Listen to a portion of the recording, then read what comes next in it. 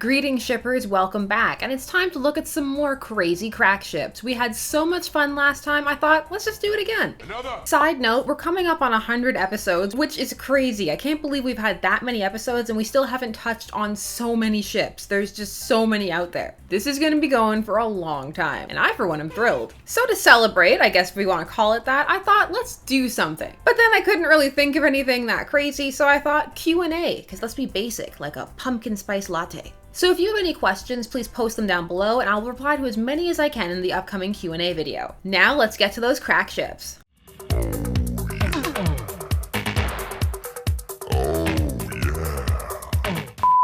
There are so many comments in the last video that were, where is Brason? What about Brason? Jason X Brick, where is it? Well, the answer is, it's right here. I give you Brason.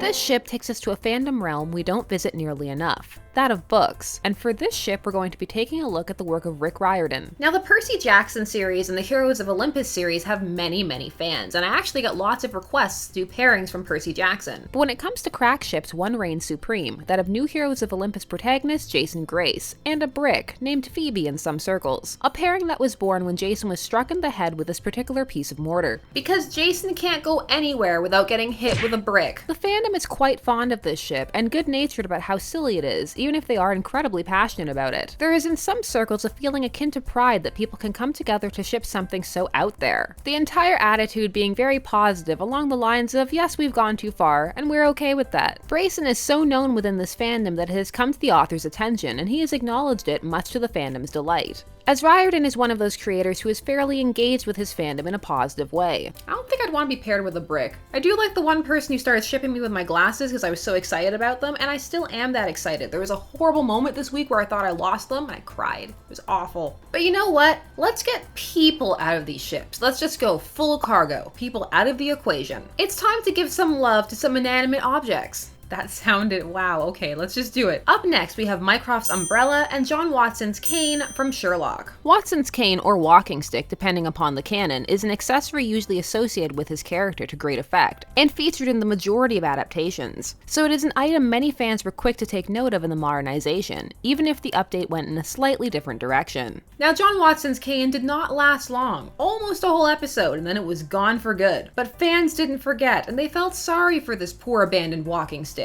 What happened to it? What's its story? Well, apparently for some people, its story is intertwined with Mycroft's umbrella. Mycroft's umbrella eventually proved to be quite functionally deadly, however initially it served as one of his defining characteristics, something to make him stand out and replace his larger heft that was his signature within original stories. The distinctiveness of these two items added greatly to their appeal for crack shippers. I get it. Two pieces of equipment used for support, important to the two main characters, often cast to the wayside and left out of scenes. These fans felt they deserved some attention, and so they gave it to them. And this last one isn't as strange as you would think, and that's a terrible pun that was unintentional, because we're talking about Doctor Strange's cloak and Sherlock's jacket. Now, it's already a phenomenon in the shipping world that people like to pair characters that are played by the same actor together, in a kind of parallel paradox crossing type thing. So seeing Doctor Strange and Sherlock would not be unheard of. However, their clothing, well, that's something else. It's largely fueled by how iconic both pieces of clothing have become, Doctor Strange's cloak always being iconic, and Sherlock's coat raising to that status thanks to the show. Side note, some love for that scarf. We all know the give.